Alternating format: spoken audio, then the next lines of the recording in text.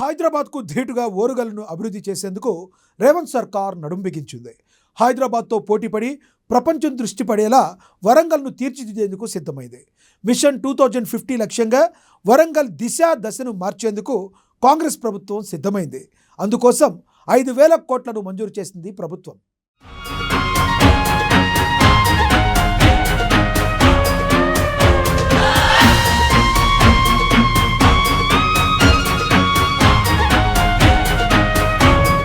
తెలంగాణలో హైదరాబాద్ తర్వాత కీలకమైన నగరం వరంగల్. 10 ఏళ్ల బీఆర్ఎస్ పార్టీ హయాంలో ఓరుగల్లు అభివృద్ధికి పెద్దగా ముందడుగు పడింది లేదు. ఆ నిర్లక్ష్యాన్ని రూపుమాపి డెవలప్మెంట్కు కేర్ ఆఫ్ అడ్రస్గా ఓరుగల్లును తీర్చిదిద్దడంపై దృష్టి సారించింది కాంగ్రెస్ ప్రభుత్వం. వరంగల్లో వివిధ అభివృద్ధి పనుల కోసం గతంలో ఎన్నడూ లేని విధంగా దాదాపుగా 5,000 కోట్ల రూపాయలు మంజూరు చేసింది ప్రభుత్వం.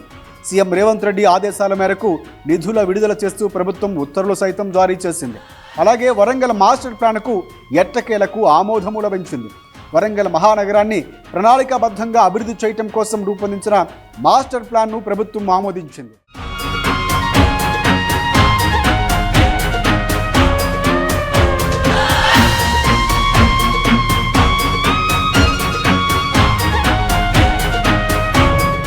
వరంగల్ నగరాభివృద్ధికి 1972లో తయారు చేసిన మాస్టర్ ప్లాన్ మాత్రమే ఇప్పటికీ అమల్లో ఉండగా ప్రస్తుత అవసరాలకు తగినట్లుగా కూడా గ్రేటర్ వరంగల్ మున్సిపల్ కార్పొరేషన్ అధికారులు కొత్త మాస్టర్ ప్లాన్ను రూపొందించారు.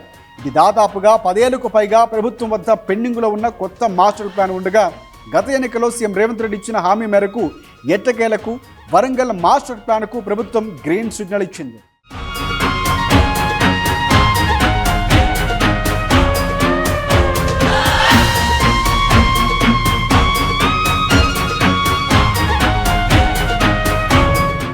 మాస్టర్ ప్లాన్ను ప్రతి 20 ఏళ్లకు ఒకసారి అవసరాలకు తగ్గట్లుగా తయారు చేయాల్సి ఉండగా గత 52 ఏళ్లుగా మాస్టర్ ప్లాన్ మార్పుకు నోచుకోలేదు. అయితే వరంగల్ నగర రూపురేఖల్లో ఎన్నో మార్పులు రాగా 10 ఏళ్ల క్రితం 2041 విజన్తో ఒక మాస్టర్ ప్లాన్ను రూపొందించారు.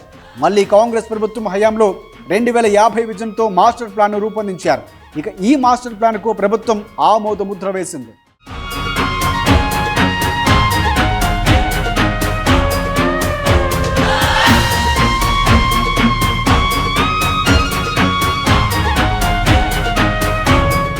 వరంగల్ అభివృద్ధికి ప్రభుత్వం మంజూరు చేసిన నిధుల్లో అత్యధికంగా వరంగల్ భూగర్భ డ్రైనేజీకి 4,170 కోట్ల రూపాయలు కేటాయించింది.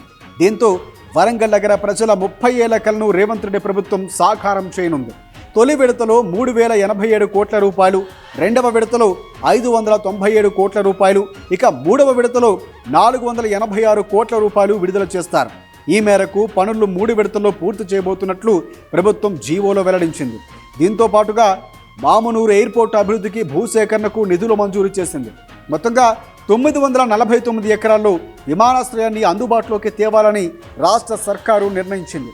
ఇప్పటికే 669 ఎకరాలు ఉండగా అదనంగా మరొక 280 ఎకరాలు సేకరించనుంది. ఇందుకోసం 205 కోట్ల రూపాయలు కేటాయించింది రాష్ట్ర ప్రభుత్వం.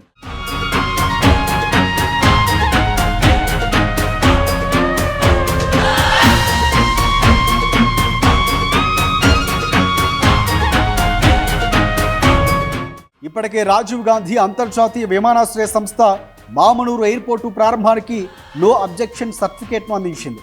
ఈ నిర్ణయంతో వరంగల్ ప్రాంతంలో విమాన రవాణా సౌకర్యాలు మెరుగుపడి ఆర్థిక అభివృద్ధికి తోడ్పడుతుందని ప్రభుత్వం భావిస్తోంది.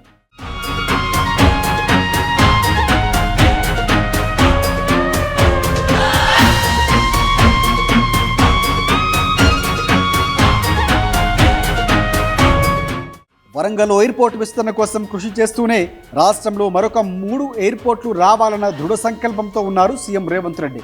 ఎందుకంటే పొరుగునున్న ఏపీ, మహారాష్ట్రలో 2-3 ఎయిర్పోర్ట్లుంటే తెలంగాణలో మాత్రం కేవలం రాజీవ్ గాంధీ అంతర్జాతీయ ఎయిర్పోర్టు ఒక్కటే ఉంది.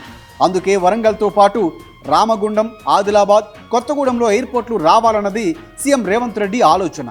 ఆ దిశగా కేంద్రంతో మాట్లాడేందుకు ఆయన ప్రయత్నాలు చేస్తున్నారు. ఎయిర్పోర్టుల ద్వారా కనెక్టివిటీ మరింత మెరుగు అవుతుందన్న సీఎం రేవంత్ రెడ్డి అభిప్రాయం.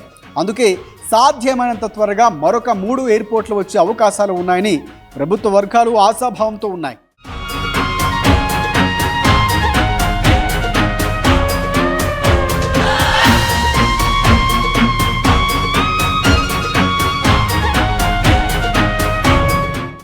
మొత్తంగా ఓరుగల్లు డెవలప్మెంట్పై గత 10 ఏళ్ల సర్కారు నిర్లక్ష్యం చేస్తే అదే వరంగల్ను అభివృద్ధి బాటలో నడిపించేందుకు రేవంత్ రెడ్డి ప్రభుత్వం సిద్ధంగా ఉంది. ఆ దిశగా నిధులు విడుదల చేయటంలో ఇక ఓరుగల్లు అభివృద్ధి జెట్ స్పీడ్తో ముందుకు సాగనుంది. దీనిపై వరంగల్ వాసులతో పాటు పార్టీలకు అతీతంగా నేతలు కూడా హర్షాతిరేకాలు వ్యక్తం చేస్తున్నారు.